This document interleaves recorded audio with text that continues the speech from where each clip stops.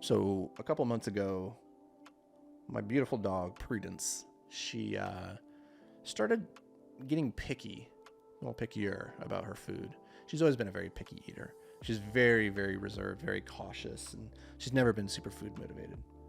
And it wasn't uncommon for her she's always been a slow eater, and when she does eat, she doesn't necessarily eat all of her food.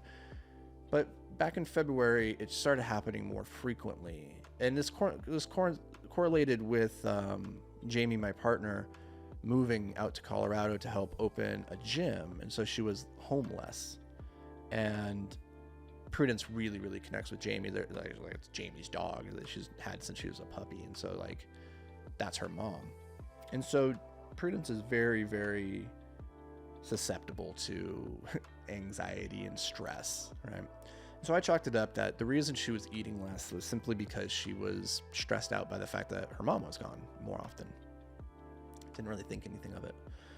And this continued on for a month, then 2 months, and then I was gone for a week. And I came back from my trip, and a friend had been watching Prue. And I saw Prue for the very first time after like a week apart. And I looked at her and I go, oh, wow, she's lost a lot of weight.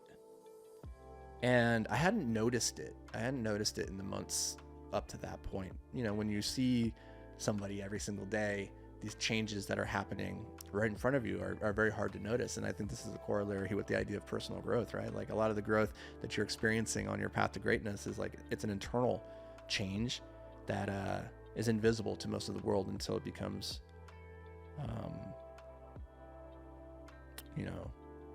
something that can't not be seen.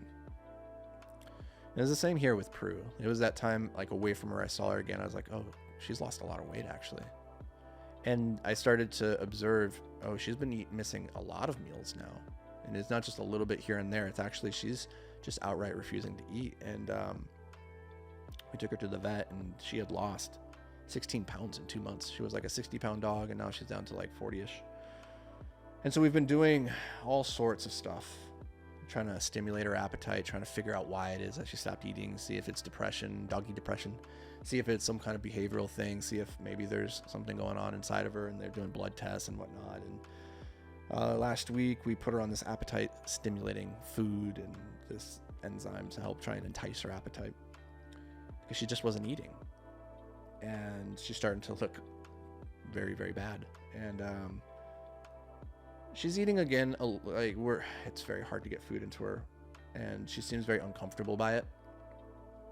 And more we're coming to, I think, the realization we need to take her into the vet here in the next day or two to do an ultrasound and see what's going on inside of her. But more and more, my original theory was that it was behavioral and that she was just sad that Jamie was gone more often, and that, we just need to get food into her and everything will be fine. But it does seem as though something about the food and eating is bothering her. And at her age, she's a 12-year-old, she's an old woman. There's probably not much, if there is something going on inside of her, that we can really do. And so we're wrestling with that right now, that probably not going to have our dog for very much longer. And so over the last week, I've been thinking a lot about death. And I read a lot of Stoic philosophy. I read meditations every morning from Marcus Aurelius, and he talks a lot about death. Recently, I've been reading the book When Breath Becomes Air, which just happened to coincide with this whole incident. That's a beautiful book about I think he's like a 35, 36-year-old neurosurgeon who gets diagnosed with lung cancer, and he writes this book right before he dies as he goes through this experience. And so I've just been thinking about it more, obviously, as this is kind of looming and you lose a loved one, or you're on the cusp of losing one, and it's all these questions of like unknown and unfairness and like what's life and what's meaning.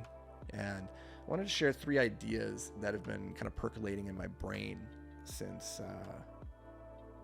all of this has started kind of happening in this last week or so, because it's been a very steep decline, it seems like, in the last week with her. So it's maybe the end's coming quick.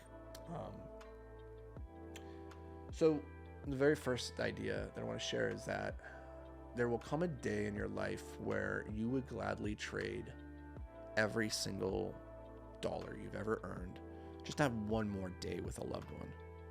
I'm not saying you would trade your entire life savings for one more day with your dog, but you know, your wife, your husband, your kids, your dad, there will come a day, there is a person most likely in your life who you would trade everything just to have a little bit more time with. And hopefully that day isn't today, but there's no reason why you couldn't imagine that today is that day, because it could be. In a very real way, it could be. We all know that. We don't stop to really internalize it often, but it could be. What would you do if you learned that you only had that one day left? If you knew for a fact that you only had one day with this loved one, what would you do right now as a result of that information?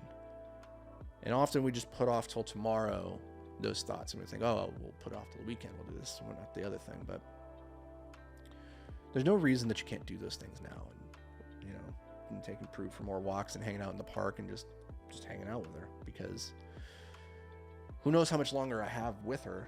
I want to make the most of it. But death is an interesting thing because it gives us an opportunity to confront the frailty, the finite nature of life. And it gives you a way of appreciating that a little bit more.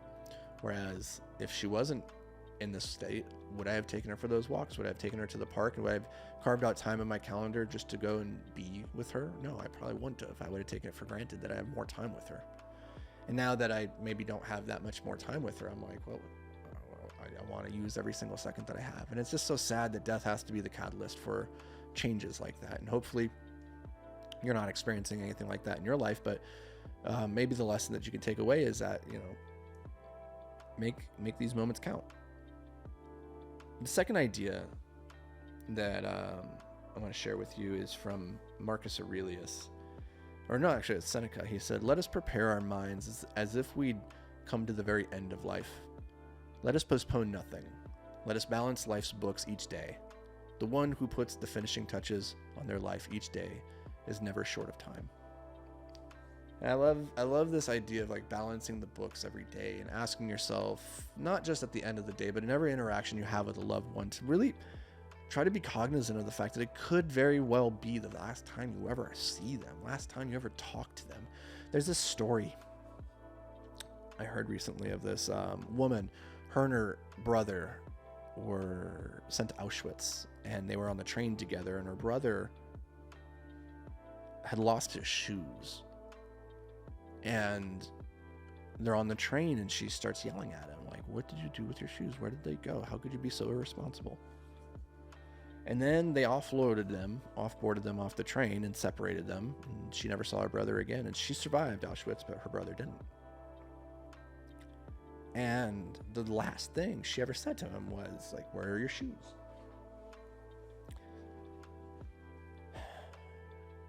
And so she was telling the story as though, you know, from the future perspective of like, from that day forward, I resolved I was never going to say anything to anybody that I wasn't comfortable with it being the last thing I ever said to them. And I think that's a really interesting framework, an interesting way of thinking about how you engage with your loved ones. If it was the last thing you ever said to them, would you say it to them? If not, don't say it. And make sure that you end every interaction with a loved one with the knowledge that it could be the last one. I think there's a lot of value in that as well. All right, third idea. This one is, again, from that book, When Breath Becomes Air, by Paul Calinthy, the neuroscientist or neurosurgeon who passed away of lung cancer. It's a very beautiful book, very sad. He said, "I am dying, but for now I am living." And it's so easy in these moments with, say, Prue, and knowing ends kind of in sight, let's say, maybe, I don't know, I don't want to believe that, but it might be. It's easy to fixate on that thing that's coming at you and be spending all your time worried about what's it going to be like after. What's it going to be like when I wake up and you're not there in the morning and I don't see her and I can't take her for walks or can't pet her. It's really easy to get lost in the sadness that comes with that.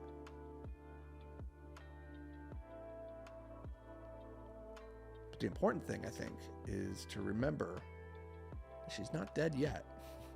Not quite dead yet.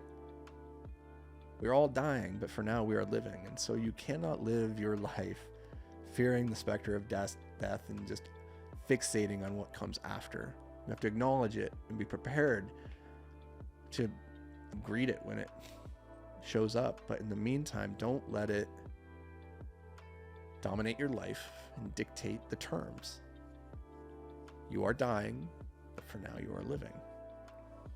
So I want to share these with you because it's something I'm struggling with right now, and maybe you are as well. Maybe it's something that you will struggle with in the future, and it's hard. So it's hard losing a loved one, but I hope this brings you a little bit of value. We'll catch you in the next episode. I appreciate you, and until then, stay hyper focused and go give somebody you love a hug.